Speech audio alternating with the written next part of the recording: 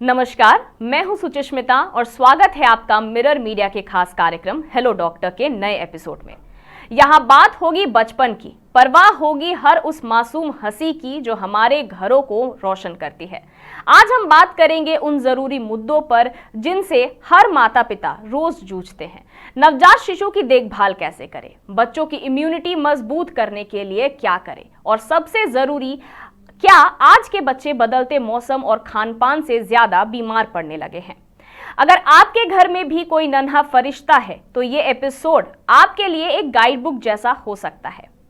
और इस guide book को लीड करेंगे हमारे आज के गेस्ट डॉक्टर अशोक तौलापत्रो, जो कि सीनियर पीडियाट्रिशियन है। इन्होंने अपनी सेवा सेंट्रल हॉस्पिटल धनबाद में दी है। इसके साथ ही सेंट्रल अस्पताल में पीडियाट्रिक्स एचओडी डिपार्टमेंट के रह चुके हैं। वहीं मौजूदा समय में डॉक्टर अटैच्ड है यूनिसेफ झारखंड के साथ। इसके साथ SNCUS में मेंटरिंग भी करते हैं। आइए उनसे ही मुलाकात करते हैं। सर, आपका सबसे पहले तो बहुत बहुत स्वागत करना चाहूंगी मिरर मीडिया के खास कार्यक्रम में। सर, सबसे पहले आपसे जानना चाहूंगी कि एक पीडियाट्रिक्स का क्या रोल है हमारे जीवन में। देखो, बचपन देश का भविष्य है। सब बच्चा ही देश का भविष्य है। वही लोग देश को बनाएगा और सही तरीक़ा से चलाएगा। उसी उम्मीद लेके इन लोगों को बड़ा करना है, उसी आदर्श पर इन लोगों को बड़ा करना है। जी, तो एक पीडियाट्रिक्स का क्या रोल होता है जब एक माता पिता आते हैं पीडियाट्रिक्स के पास, तो उन्हें क्या कुछ समझना चाहिए कि और किस तरह से डील करना चाहिए? हेल्थ जो है, मेन डेफिनेशन जो है, complete physical, mental, social wellbeing है। हर तरह से, हर कोने से इन लोगों को मजबूत करना है। खाली बीमारी नहीं होगा वो हेल्थ नहीं है, साइकोलॉजिकल हेल्थ भी देखना पड़ेगा। सर, आपको प्रेरणा कैसे मिली इस फील्ड को चूज करने की? तो पहले जब हम सरकारी नौकरी में ज्वाइन किए गवर्नमेंट ऑफ त्रिपुरा में, वहाँ पर पहले मेरा तो उद्देश्य था हम सर्जन बनेंगे। लेकिन मेरा सीनियर जो था डॉक्टर बिमलेंद्र देव, वही हमको मोटिवेट किया है बच्चों का विभाग में जाने के लिए और पीडियाट्रिशियन बनने के लिए। उनका मोटिवेशन से ही हम आज इस फील्ड में। सर, अगला सवाल आपसे ये है कि ऐसे कौन कौन से मिथ है, भ्रांतियां हैं जो आज के पेरेंट्स फॉलो करते हैं? सबसे बड़ा चीज़ हो जो आजकल का पेरेंट्स लोग जो है वो उम्मीद करते हैं मेरा बच्चा जो है हर कोने से एकदम एक नंबर बने। लेकिन हर फील्ड में एक नंबर बनना माँ बाप तो उम्मीद करते हैं, लेकिन संभव नहीं है। किसी किसी बच्चा खेल कूद में अच्छा होता है, किसी बच्चा पढ़ाई में अच्छा होता है, किसी बच्चा गाना बजाना में अच्छा होता है। तो हम लोगों को देखना होगा जब बच्चा का इंटरेस्ट किस तरफ है, उस तरफ इन लोगों को आगे बढ़ाना होगा। पढ़ाई तो करना है, वो तो बेसिक चीज़ है, लेकिन हमेशा फर्स्ट, सभी बच्चा फर्स्ट होगा तो सेकंड कौन होगा? जैसे नवजात शिशु की अगर बात करें तो बहुत सारी मिथ होती है कि काजल लगाने से आंखें बड़ी हो जाएंगी, या हनी चटवाते हैं बच्चों को जो एकदम नवजात शिशु होते हैं। मालिश को लेकर कई सारी भ्रांतियां होती हैं, तो इस पर सर क्या कहना चाहेंगे आप? देखो, ये जो चीज़ जो है बच्चा का एकदम बहुत सीधा साधा है। बच्चा को हमेशा माँ के साथ रखना है, माँ का शरीर का गर्माहट देना है और माँ का ही दूध पिलाना है। ये बोलता है जो मिल्क जो है खाली स्पेसिफिक, मतलब ह्यूमन का दूध ह्यूमन बच्चा के लिए ही है। इसके अलावा भी बेबी स्पेसिफिक है। किसी माँ का मान लो प्रीटर्म बच्चा हो जाता है। ऐसा देखा गया है जो प्रीटर्म बच्चा का दूध में माँ जो दूध प्रीटर्म बच्चा को पिलाते हैं उसमें प्रोटीन का भाग ज़्यादा होता है, क्योंकि इन लोगों को ग्रोथ के लिए ज़्यादा प्रोटीन का ज़रूरत पड़ता है। तो इसका मेरा कहने का मतलब हुआ खाली स्पेसिफिक नहीं है, बेबी स्पेसिफिक है। प्रीटर्म बच्चा के लिए प्रीटर्म मिल्क, टर्म बच्चा के लिए टर्म मिल्क, और आदमी का बच्चा के लिए माँ का ही दूध। इसीलिए हम बोले गाय का दूध जो है वो बछिया के लिए है, और माँ का दूध जो है वो बचवा के लिए है। एकदम सीधा हिसाब है। तो ये जो काजल लगाने वाली बात है कि अगर आंखों में काजल लगाए तो आंख बड़े हो जाते हैं, ऐसा होता है? ऐसा कोई बात नहीं है। काजल लगाने से आँख कभी नहीं बड़ा होगा। जो जन्म से जो साइज लेके हुआ है तो वो उम्र के साथ साथ तो आँख बड़ा होगा ही, लेकिन काजल लगाने से इसमें इन्फेक्शन का चांस ज़्यादा हो जाता है आँख में, तो हमेशा ये अवॉइड करना ज़रूरी है। सर, हनी चटवाते हैं बहुत सारी ये में कि बच्चा हुआ है उसके जीभ में हनी दे देते, तो ये हम लोग का देखो सामाजिक रीति है, उसको बदलना होगा। वो भ्रम है। हनी चटाने से बच्चा का पेट खराब होगा और बच्चा सुस्त हो जाएगा। इसीलिए माँ का दूध के अलावा बाहर से कोई भी चीज़, हनी बोलो, पानी बोलो, कुछ भी नहीं पिलाना है। खाली माँ का ही दूध, उसमें सारे चीज़ है, पानी भी है,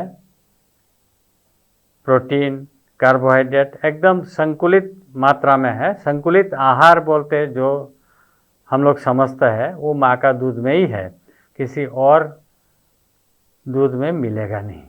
जी, तो ये कब तक, जैसे 6 महीने तक बोलते हैं कि 6 महीने तक क्या कुछ देना चाहिए और उसके बाद क्या कुछ देना चाहिए? एकदम सही क्वेश्चन है। ये सब माँ का मन में ये लगता है, तो 6 महीने के बाद हम लोग क्या पिलाएंगे। तो 6 महीने तक तो माँ का ही दूध पिएगा, खाली माँ का दूध, उसके अलावा कुछ भी नहीं। 6 महीने के बाद हम लोग को क्या होता है, देखो ऊपर वाला जो है हम लोग को दांत देता है। 6 महीने 6 to 8 मंथ्स में दांत आता है। दांत आने का मतलब हुआ ऐसा चीज़ देना है जो चिबा के खाने का ज़रूरत पड़े। तो इसीलिए हम लोग सॉफ्ट सेमी सॉलिड डाइट देते हैं बच्चा लोगों को। क्या क्या होगा सर? उसमें देखिए, हम तो बोलते हैं जो घर का खाना, होम अवेलेबल, सोशली एक्सेप्टेबल, जो सामाजिक हम लोग का स्वीकृति है वैसा खाना, और सस्ता भी होना चाहिए, सोशली एक्सेप्टेबल होना चाहिए, और बच्चा को भी अच्छा लगना चाहिए, नहीं तो कैसे खाएगा बच्चा। जैसे एग्जाम्पल सर कुछ? एग्जाम्पल है, हम लोग हमेशा देखो बिहार झारखंड में सबसे ज़्यादा क्या मिलता है, आलू। तो आलू का चोखा सबको पसंद है, बच्चा को भी पसंद है। तो आलू का चोखा में थोड़ा मक्खन या ग्राउंडनट ऑयल ये सब मिला के हल्का सा नमक देना है, देखिए आलू चोखा बच्चा को चटाना शुरू करना चाहिए 6 महीने के बाद। और सूजी, पक्का केला पीस के, ये तीनों चीज़ देके शुरू करना है। तो सूजी में जैसे चीनी मिला के सूजी बनता है, ये चीनी डाल सकते दो हैं? तरफ हो सकता है। कोई के बच्चा मीठा पसंद करता है, कोई के बच्चा नमकीन पसंद करता है। तो जो नमकीन पसंद है उसको उपमा बना के दे, तो जो मीठा वाला है इसको हलवा बना के दे सूजी का। लेकिन सूजी जाना चाहिए।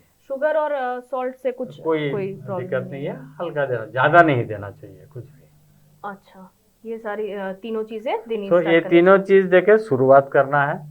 धीरे धीरे उसमें हम लोग डालिया, रागी अभी सब जगह में मिलता है, रागी का आटा, मिलेट्स का, उसमें बहुत ज़्यादा कैल्शियम होता है। तो कैल्शियम का जो कमी है वो पूरा हो जाता है रागी खिलाने से। रागी का जैसे बार्ली जैसा मोल्ट बना के देना चाहिए, और डालिया भी देना चाहिए। और बच्चों के इम्यूनिटी को बेटर करने के लिए क्या कुछ देना चाहिए? इम्यूनिटी को बेटर करने के लिए सबसे ज़्यादा ज़रूरी जो है बच्चा को माँ का दूध पिलाना। माँ का दूध में जो इम्यूनिटी आता है अंदर से, सेलुलर एलिमेंट भी है उसमें सारे प्रोटीन सब जो है वो सब माँ का दूध में मिलता है। एकदम हम बोले तो संतुलित आहार जो है वो ब्रेस्ट फीडिंग में ही मिलता है। उसके बाद हम लोग जो खाना खाते हैं घर में, घर का खाना, उसी खाना में बच्चा को आदत डालना चाहिए। जैसे बहुत सारे माँ है, ओट, हाँ, कॉर्नफ्लेक्स, ये सब खाना नहीं देना चाहिए। सर जैसे 6 महीने तक बोल रहे हैं कि माँ का ही दूध देना एकदम। चाहिए और उससे इम्यूनिटी भी बढ़ती है, लेकिन ऐसे बहुत सारी माएँ होती है जिनका ब्रेस्ट मतलब मिल्क नहीं आ रहा है, तो उसमें और बहुत सारे ब्रांड की भी मिल्क आती है जो उनको दिया जाता है बच्चों को, तो इस पर क्या बिल्कुल कुछ नहीं, असर होता है? एकदम ढाबा वाला दूध स्ट्रांगली डिस्करेज्ड है। क्योंकि देखो, कोई भी डब्बा लेके गाय के पास जाएगा तो गाय ऐसे दूध नहीं देगा। देता है कभी? नहीं देगा। वो कामधेनु गाय थोड़ा ही है जो हम लोग सुनते हैं कहानी में, वो नहीं है। उसको जाके दूध, इसी के लिए उसका जो निपल है उसमें खींचना पड़ेगा, तभी दूध आएगा। इससे ही बच्चा को भी माँ का छाती में लगाएगा, बच्चा चूसेगा। और मदर भी कंफर्टेबल होना चाहिए, प्राइवेसी होना चाहिए मदर का, ये सब। और मदर को खाना भी ज़्यादा खाना चाहिए। जैसे गाय से ज़्यादा दूध लेने के लिए गाय को हम लोग ज़्यादा चारा खिलाते हैं कि कम खिलाते हैं? नहीं, ज़्यादा खिलाते हैं।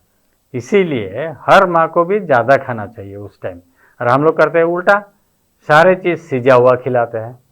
वैसा नहीं है, हल्का मसालादार खाना माँ खा सकते हैं। ज़्यादा मसाला खाने से बच्चा का तो लूज मोशन हो सकता है। लेकिन अगर सर किसी को किसी तरह की प्रॉब्लम हो, अगर कोई मदर जैसे कोई बच्चा, नवजात बच्चा हुआ, उनकी माँ का देहांत हो गया इस हाँ। तरह से, तो इन सब केसेस में क्या कुछ करना होता है? सब केसेस में अभी आ रहा है, तो भविष्य में देखो आ गया है, बहुत सारे जगह में आ गया। ब्रेस्ट मिल्क बैंकिंग आ गया। डोनर मिल्क पास्चराइज करके उसको मिल्क बैंक में रखा जाता है। वो दूध हम लोग यूज कर सकते हैं। ये हमारे धनबाद में अवेलेबल है? धनबाद में अवेलेबल नहीं है, लेकिन रांची में अवेलेबल। अच्छा, फिर वहां से यहाँ पे किया जा आएगा सकता है? धीरे धीरे। अभी सब जगह में, पहले मेट्रो सिटी में चालू हुआ, अभी सबको पता चल गया जो इसका क्या इम्पोर्टेंस है। अभी धीरे धीरे करते करते रानी हॉस्पिटल में चालू हुआ milk banking, human milk banking. अच्छा, अभी रांची में चल रही है। हाँ, हो सकता है इसके बारे में जानकारी नहीं नहीं है, लेकिन रांची में अवेलेबल है ब्रेस्ट मिल्क बैंकिंग। तो हम लोग स्ट्रांगली डिस्करेज करते हैं डब्बा वाला पिलाने के लिए। देखो, डब्बा पिलाने का 3-4 को कारण है। जैसे कोई माँ एंटी कैंसर ड्रग ले रही है, या एंटी साइकोटिक ड्रग ले रही है, या कोई ब्रेस्ट एब्सेस है टेम्पररीली, वो सब माँ को दूध नहीं पिलाना चाहिए। ये छोड़ के और ऐसा कोई कारण नहीं है जिसके कारण माँ बच्चा को दूध नहीं पिला सकती। और सबसे ज़्यादा ये हम लोगों को जानकारी में नहीं है, जैसे care of the breast, whether nipple अगर छोटा है, रिट्रैक्टेड है, ये सब थोड़ा माइनर प्रॉब्लम है जिसको शुरू से ही ध्यान देना चाहिए। जैसे माँ प्रेग्नेंट हो जाएगी ना, तब से ध्यान देना चाहिए। तब अगर ध्यान दिया जाएगा तो धीरे धीरे ये प्रॉब्लम भी नहीं रहेगा। ये माइनर प्रॉब्लम है। और बड़ा प्रॉब्लम जो है ब्रेस्ट मिल्क बैंकिंग आ गया। दोनों ही प्रॉब्लम सॉल्व है। देखो, ट्राइबल लोगों को देखो, ये लोग पीछे लेके घूमता है चादर में बांध के। जैसे ही बच्चा भूखा है सामने लेके आता है, पिलाते रहती है। इन लोगों को दिक्कत नहीं होता है तो हम लोग को क्यों प्रॉब्लम है? सर अभी बच्चों की बात हो रही है, तो जैसे अभी मौसम बदल रहे हैं, तो यहाँ इस मौसम में बच्चों को खांसी, बुखार, सर्दी, इस तरह की प्रॉब्लम्स हो रही है, और मानसून में काफ़ी सारे इन्फेक्शंस भी होते हैं। तो यहाँ पर किस तरह से बच्चों को केयर करना चाहिए, पेरेंट्स को किस तरह से केयर करना चाहिए? 2 चीज़ से हम लोग को ध्यान देना पड़ेगा। बच्चा को पीने के लिए शुद्ध पानी मिलना चाहिए, 1 नंबर। 2 नंबर, जो बीमारी से हम लोग बचा सकते हैं बच्चा लोगों को, इसका टीकाकरण अवश्य करना चाहिए। क्योंकि अभी सरकारी तरफ से भी बहुत सारे टीका पड़ता है जो पहले अवेलेबल नहीं था, अभी मिल रहा है। मोटा मोटी सरकारी लेवल में सारे टीका मिलता है, 1-2 छोड़ के। तो टीकाकरण ज़रूरी है, क्योंकि बुलेट से बचने के लिए बुलेट प्रूफ तो पहनना ही होगा, कोई उपाय नहीं है। सो हम लोग का टीकाकरण जो है वो बुलेट प्रूफ जैकेट जैसा है। जब आक्रमण होता है बीमारी का तब रोकता है, और अंदर से जो इम्यूनिटी आएगा वो खान पीन से आएगा। तो अभी मानसून में कौन कौन सी चीजें अवॉइड करनी चाहिए, किस तरह से पेरेंट्स केयर कर सकते हैं अपने बच्चों की? अपने बच्चे को बोले पहले शुद्ध पानी पिलाना चाहिए, 1 नंबर। 2 नंबर, बाहर से फास्ट फूड बिल्कुल ही नहीं खिलाना चाहिए, क्योंकि इन लोगों का तैयार करने का तरीका भी ठीक नहीं है। वो लोग कहाँ का पानी यूज़ करता है वो भी हम लोग नहीं जानते हैं, और बच्चा लोग फास्ट फूड खाने में बहुत माहिर है। तो अपने माँ बाप जाके वहाँ फास्ट फूड खाना शुरू करता है तो बच्चा को कैसे रोक सकते हो?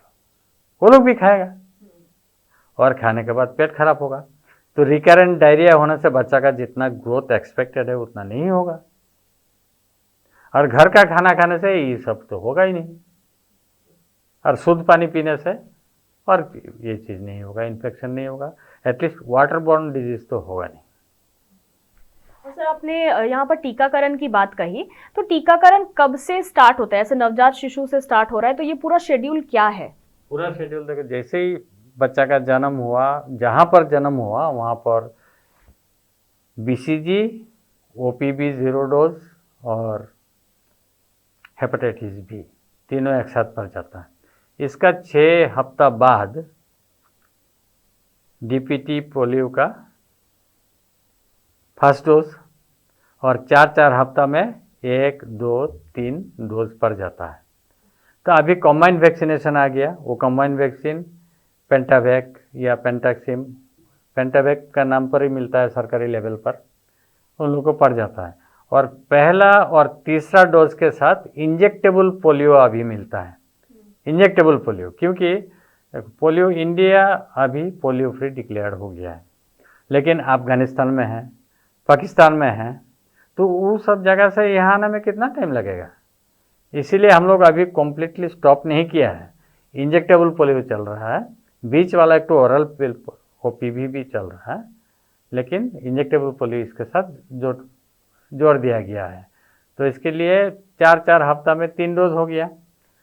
इसके बाद 9 महीने में आके खसरा वाला MMR अभी जोड़ दिया। अभी खसरा वाला खाली मिजल्स का नहीं, MMR मिलता है। MMR के बाद फिर 3 महीने बाद 12 से 15 महीने में दूसरा डोज पड़ता है MMR का। उसके बाद 1.5 साल में बूस्टर, क्योंकि एक बार पढ़ाने से याद थोड़ा ही रहेगा, नहीं रहेगा, उसको बार बार याद दिलाना पड़ता है। ऐसे इम्यून सिस्टम को भी हम लोग को याद दिलाना पड़ता है, बोले हाँ तुम्हारा ऐसा ऐसा टीका पड़ गया, तुम याद रखो, ये सब बीमारी तुमको होना नहीं चाहिए। तो हम लोग बूस्टर देते हैं, इसका नाम बोलते हैं बूस्टर, मतलब याद दिलाते हैं हम लोग, जो तुमको ये सब वैक्सीन मिला है तो ये सब बीमारी से तुमको बचाना है बच्चा को। सो 1.5 साल में एक बार पड़ गया, 16 माने 18 महीने के बीच में, उसके बाद फिर 5 साल में, फिर 10 साल में, फिर 15 साल में, या 14 साल में अभी सर्वाइकल वैक्सीन आ गया, कैंसर वैक्सीन आ गया। सर्वाइकल वैक्सीन मान लो अभी सरकारी लेवल पर अभी तक चालू नहीं हुआ, लेकिन बहुत जल्दी इसको भी सरकारी इसमें कार्यक्रम में शामिल किया जाएगा, जैसा हमको सुनाई दे रहा है। सर एक बात है कि ये तो वैक्सीन की बात हो गई, अब बात करते हैं हम लोग सर स्क्रीन टाइमिंग की। जैसे अभी बच्चों में हम लोग बाद में बात करेंगे, जैसे पेरेंट्स में भी बहुत स्क्रीन टाइमिंग का रहा है, पेरेंट्स भी यूज़ करते हैं, सभी कोई स्क्रीन यूज़ कर रहे हैं। तो बच्चों में स्क्रीन टाइमिंग को लेकर, जैसे बहुत छोटे एज में ही उन्हें हमें स्क्रीन से एक्सपोज हमने कर दिया, तो इस पर क्या कुछ असर पड़ता है और किस एज में उन्हें स्क्रीन दिखाना चाहिए? ये देखो बहुत असर पड़ता है इसमें। तो हम लोग देखे जैसे कोरोना का टाइम में सब बच्चा लोगों को ऑनलाइन चालू हो गया था, हम लोग तो सोचे हुए ऑनलाइन टीचिंग है, बच्चा लोगों का एजुकेशन कंटिन्यू करेगा ऐसे ही, लेकिन उसका जो बुरा असर है ना, बच्चा लोग ये मोबाइल लेके अलग हो गया माँ बाप से, सोशल इंटरेक्शन नहीं है।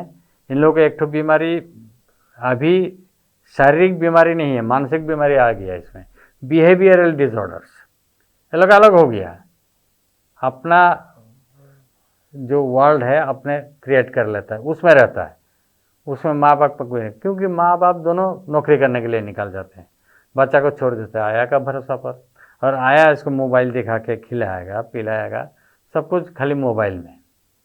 उसमें तुम्हारा डायरेक्ट इफेक्ट आइज पर तो आता ही है, लेकिन जो बिहेवियरल डिसऑर्डर है उससे मुक्ति मिलना बहुत ही मुश्किल है, बहुत मुश्किल है। मोबाइल का ये जो अभिशाप है। इसमें फायदा नहीं, नुकसान ज़्यादा है। हम देखें जितना बच्चा अभी बिहेवियरल डिसऑर्डर, इसको बोलते हैं ASD, autism spectrum disorder, they create their own world, अपने जगत अपने तैयार कर लेते हैं, उसमें किसी का प्रवेश नहीं है। तो इसको कैसे ठीक किया जाए, मतलब पेरेंट्स क्या करे उस पे? इंटरेक्शन करना होगा बच्चों के साथ, पेशेंट को ज़्यादा टाइम देना होगा, इंटरेक्शन करना होगा, इनसे बातचीत करना होगा, भरोसा दिलाना होगा जो हम हैं तुम्हारे साथ। पेरेंट्स को डिटेक्ट कैसे करे कि इस तरह की परेशानी हो रही है बच्चों में? देखो इसमें डिटेक्ट ज़्यादातर हम लोग का पास जो आता है, ये सब बच्चा माँ बाप के साथ जो बात करता है वो बात का जवाब नहीं देता है, बिल्कुल ही जवाब नहीं देता है, और इसका लैंग्वेज डिलेड हो जाता है। पहले जो एक बार हो गया था फिर भी हो सकता है इसका रिग्रेशन होता है लैंग्वेज का, डिलेड लैंग्वेज, ये सबसे बड़ा लक्षण है इसका, डिलेड लैंग्वेज। तो फिर पेरेंट्स आ सकते हैं डॉक्टर के पास, बात कर सकते हैं, उसके बाद फिर पेरेंट्स इसके लिए स्पेशलाइज्ड ब्रांच भी खुल गया आजकल बिहेवियरल डिसऑर्डर के लिए। यहाँ पर भी धनबाद में भी एक तो खुला है, रिबॉर्न करके एक तो सेंटर खुला है यहाँ पर, उसमें गिरिडीह से डॉक्टर श्यामोल आते हैं, डॉक्टर अविनाश कुमार है, ये लोग त्रिवेंद्रम से बच्चा का खाली डेवलपमेंटल पीडियाट्रिक्स आजकल बहुत मायने रखता है। डेवलपमेंटल पीडियाट्रिक्स एक तो हो गया शारीरिक, एक हो गया मानसिक, दोनों, इसीलिए हम पहले बोले थे और complete mental, social and physical wellbeing, not merely the absence of disease और इन्फर्मिटी। सो सोशल बिहेवियर, सोशल डेवलपमेंट भी चाहिए, सब कुछ डेवलपमेंट चाहिए हर तरह का, ऑलराउंड। खाली शारीरिक विकास होने से नहीं होगा, ये बहुत बड़ा मायने रखता है। आजकल इतना इम्पोर्टेंट हो गया, हम देखें रोज ही हमको एक दो केस मिलते रहता है इस तरह का, और माँ बाप हिस्ट्री लेके देखते हैं, माँ बाप दोनों काम करता है, बच्चा के लिए टाइम नहीं है इन लोगों का पास। तो बच्चों में एंजाइटी की भी परेशानी अभी देखने को मिल रही है। तो एंग्जाइटी होता है तो बच्चा इनसिक्योर फील करता है ना, बिना माँ बाप के इनसिक्योर फील करता है। सर अभी जैसा ज़माना है, अभी तो दोनों ही काम पे जा रहे हैं, और जैसा आपने कहा कि कोई एक जन केयर टेकर जो है वो मोबाइल दे दे रहे हैं, या फिर इवन पेरेंट्स भी दे देते हैं। तो आखिर पेरेंट्स को मोबाइल, मतलब स्क्रीन टाइमिंग को हटाना होगा और खुद इंटरेक्शन करना होगा, तब जाके वो पूरा सॉल्व होगा मैटर। इंटरेक्शन देना होगा। मान लो जो घर में नानी दादी दादा नाना है तब तो कुछ राहत है, अगर नहीं है तब बड़ी मुश्किल है, किसी को तो सेक्रीफाइस करना होगा। बच्चा लोगों को तो कोई दोष नहीं है, जब धरती पर लाए उन लोगों का देखभाल करना माँ बाप का रेस्पॉन्सिबिलिटी है।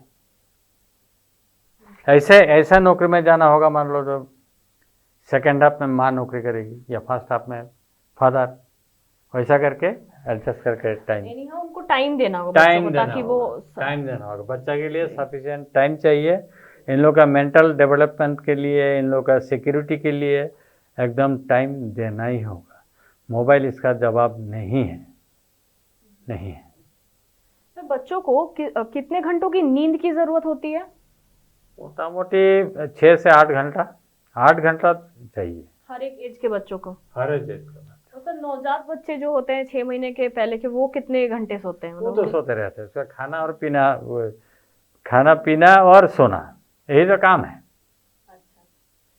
और बच्चों के लिए जैसे पढ़ाई और खेल कूद, मतलब जिस तरह से हमें आज देख रहे हैं कि हम लोग बहुत ज़्यादा स्क्रीन यूज़ कर रहे हैं, वो लोग खेल कूद में ज़्यादा इन्वॉल्व नहीं होते हैं अभी के बच्चे, तो इसमें किस तरह से असर पड़ता है उन पर? बहुत असर पड़ता है इन लोगों का। देखियो पहले हम लोग का जो नाना दादी कहानी सुनाते थे, हम लोग कहानी सुनने के लिए बहुत इंटरेस्टेड थे, वही वाला फिर लाना होगा धीरे धीरे। कहानी सुनने से इन लोग का डाइवर्शन हो जाएगा, वो लोग मोबाइल स्क्रीन देखेगा नहीं तो एक नंबर। हाँ, और खेल कूद के लिए तो टाइम देना ही होगा, क्योंकि इसमें फिजिकल एक्टिविटीज़ अगर नहीं रहेगा तो इन लोगों का बहुत सारे की बीमारी जो बाद में जाके जैसे थायराइडिज्म हुआ, हाइपोथायराइडिज्म हुआ, डायबिटीज़ हुआ, ये सब adult childhood onset of adult disease बोलते हैं इसको। ये सब होने का चांस कम रहेगा। सर हमारे ऑडियंस हैं, वो पूछ रहे थे कुछ बीमारियों के बारे में, चलिए उन पर डिस्कस कर लेते हैं। पहला तो क्वेश्चन है सर, नेफ्रोटिक सिंड्रोम बच्चों में देखने को मिलता है, तो इसके सिम्टम्स क्या है और किस तरह से इसका इलाज हो सकता है? तो किडनी का काम क्या है? हम लोग का जो गुर्दा जो है उसका काम क्या है? फिल्टर है, खून का परिशोधन होता है उसमें, फिल्टरिंग द ब्लड। तो इसमें क्या होता है, नेफ्रोटिक सिंड्रोम ऐसा बीमारी है, बहुत बड़ा स्पेक्ट्रम है नेफ्रोटिक सिंड्रोम का, लेकिन ज़्यादातर जो कॉमन जो है उसमें इसका छलनी जो है ना थोड़ा बड़ा हो जाता है, किसी कारण से छलनी बड़ा हो जाता है। तो हम लोग का शरीर का जो एक तो चीज़ है प्रोटीन एल्बुमिन निकल जाता है। तो एल्बुमिन अगर निकल जाएगा तो शरीर का अंदर में पानी का कंट्रोल करना मुश्किल हो जाएगा, इसीलिए पानी जमा हो जाता है और बच्चा फूल जाता है एल्बुमिन के कारण में। यूरिन हम लोग जांच करेंगे तो देखेंगे इसमें 2+, 3+ एल्बुमिन है, मतलब छालनी बड़ा हो गया। तो दवाई के द्वारा अगर किडनी में इन्फेक्शन है तो इन्फेक्शन कंट्रोल करना होगा, नहीं तो दवाई के द्वारा इसको छालनी को रिपेयर करेंगे और इसका छालनी फिर पहले जैसा हो जाएगा। लेकिन नेफ्रोटिक सिंड्रोम देखो, इसमें किडनी फेल्योर का ज़्यादातर 85% केसेस में ज़्यादातर nephrotic syndrome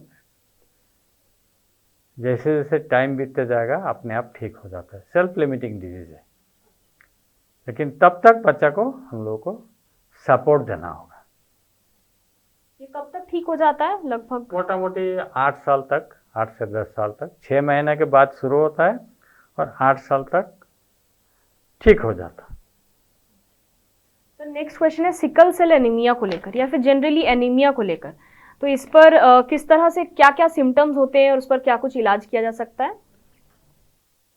sickle cell anaemia जो भी है हम लोग का यहाँ पर झारखंड में, ये तो सिकल सेल बेल्ट है ही है, थैलेसीमिया सिकल सेल इसका बेल्ट है। उसमें क्या होता है ना, खून टूट जाता है क्योंकि आरबीसी का शेप जो है वो ऑल्टर हो जाता है। नॉर्मली क्या होता है, आरबीसी का शेप है बाइकॉनकेव, स्फेरिकल है बाइकॉनकेव।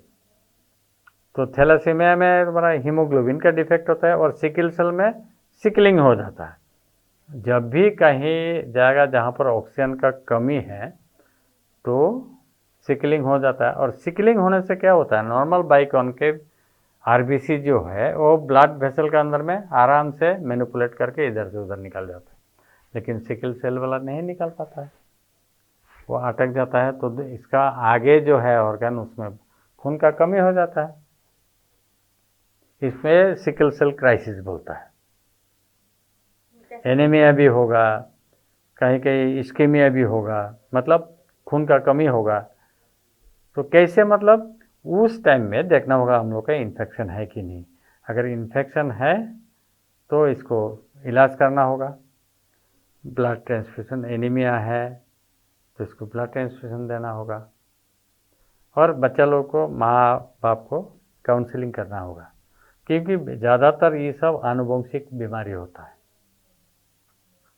तो पहले से ही हम लोग का प्री मैरिटल काउंसलिंग होगा तब इसमें बहुत सारे बीमारी को हम लोग रोक सकते हैं। थैलेसीमिया के भी ज़रूरी है, आजकल मैंडेटरी हो गया ये प्री मैरिटल काउंसलिंग का।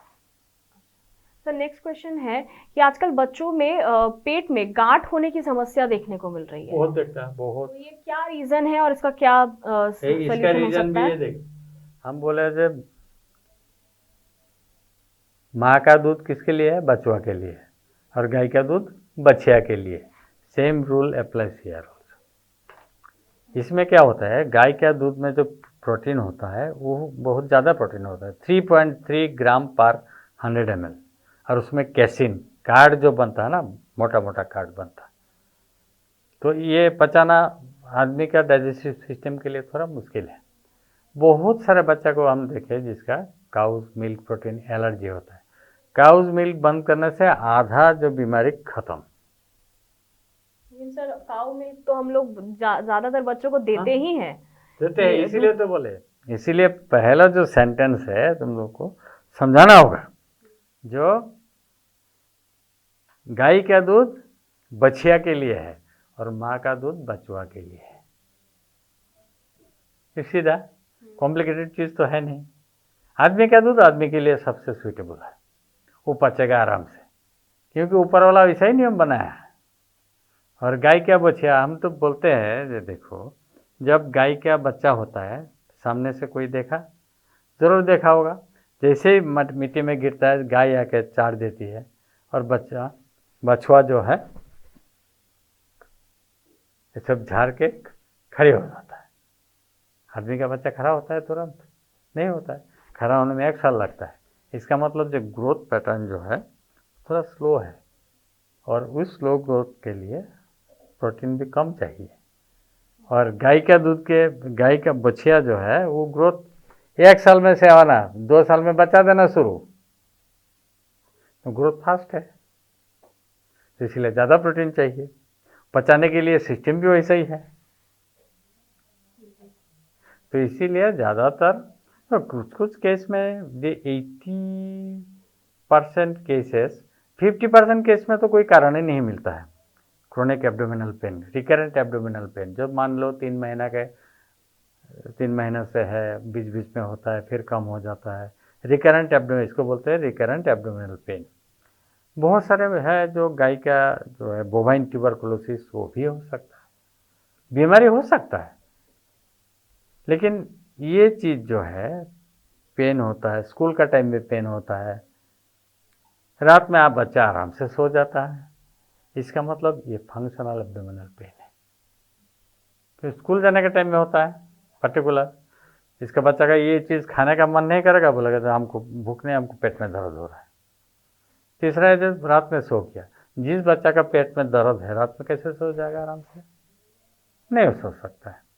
तो इसीलिए देखो, बीमारी तो किसी किसी बच्चा का हो सकता है, जैसे बोला जो बोवाइन ट्यूबरकुलोसिस होता है, पेट में गांठ है, जैसे ही बोल दिया अल्ट्रासोनोलॉजिस्ट पेट में गांठ है, तो माँ बाप का दिमाग में बैठ गया था पेट में गांठ है, बाबा रे बाबा गांठ कैसे ठीक होगा? तो कोई डॉक्टर इसमें एंटी ट्यूबरकुलर भी चला देता है, लेकिन बिना प्रूफ का एंटी ट्यूबरकुलर चलाने का कोई मतलब नहीं, क्योंकि 8 महीना, 10 महीना, 12 महीना दवाई चलेगा बिना सबूत के, ये जो है करंट साइंस जो है मानने के लिए तैयार नहीं है। एविडेंस बेस्ड मेडिसिन, इसीलिए बोलते हैं हमको सबूत चाहिए। अदालत में जाओगे तो सबूत मांगेगा कि नहीं? सबूत चाहिए।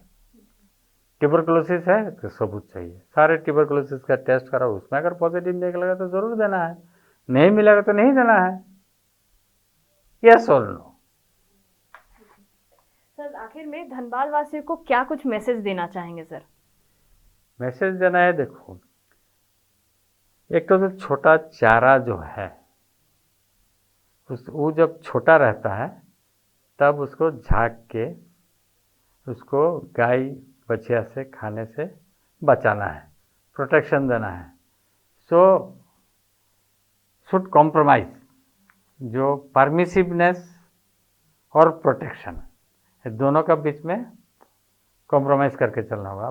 बच्चा को रक्षा करना है, बचाना है बीमारी से, लेकिन हवा भी लगना चाहिए, पानी भी पड़ना चाहिए, तभी ना जाके नेचुरल ग्रोथ होगा। सो नेचुरल ग्रोथ होने के लिए बच्चा लोगों को हम लोग को एनकरेज करना चाहिए, उसको सही चीज़ सिखाना चाहिए। देखिए आजकल का बच्चा लोग सुबह उठ के फटाफट ये 4 बजे उठा दिया, 5 बजे उठा दिया, उठा के फटाफट पैंट शर्ट पहन के दांत ब्रश करो जल्दी, जब पोटी जाओ, अरे कोई मशीन थोड़ा है, आदमी है, ज़बरदस्ती भेज देता है स्कूल में। बेचारा को पोटी करने का मौका नहीं मिलता, जो कॉन्स्टिपेशन हो गया वहाँ पर स्कूल में जाके देखेगा जो उसका टॉयलेट वगैरह ठीक नहीं है, तो एक तो सिस्टम, ये आदमी है, 2+2 4 नहीं होता है हमेशा। आदमी के बच्चा को आदमी जैसा जीना चाहिए, मशीन जैसा नहीं। और माँ बाप को भी एक्सपेक्टेशन उतना ही होना चाहिए, जिस बच्चे में देखना होगा कि क्या चीज़ में इंटरेस्ट है, उसी इंटरेस्ट को आगे बढ़ाना है बस। उसको परमिसिवनेस और प्रोटेक्टिवनेस दोनों का बीच में रखना चाहिए। इसको प्रोटेक्शन देना हम लोग का काम है एज ए पेरेंट। बहुत बहुत शुक्रिया सर हमारे इस कार्यक्रम में आने के लिए और इतनी सारी इन्फॉर्मेशन आपने साझा की। हमारे ऑडियंस यहाँ पर पूरे वीडियो को आप देख सकते हैं और सर ने जितनी भी इन्फॉर्मेशन दी है उसकी आप जानकारी ले सकते हैं। आज की ये बातचीत यहीं तक थी, लेकिन उम्मीद है कि डॉक्टर अशोक की कही गई बातों ने ना सिर्फ आपकी शंकाएं दूर की होंगी, बल्कि आपको अपने बच्चे की सेहत को लेकर नई समझ भी दी होगी। बचपन सिर्फ खेल और खिलौनों का नहीं होता, वो एक जिम्मेदारी भी होती है और हम सबकी कोशिश होनी चाहिए कि हर बच्चा स्वस्थ और सुरक्षित और खुशहाल बचपन जी सके। अगली बार फिर मिलेंगे किसी और विशेषज्ञ के साथ, किसी और जरूरी विषय पर। तब तक अपने बच्चों का ध्यान रखिए और जुड़े रहिए मिरर मीडिया के साथ। धन्यवाद।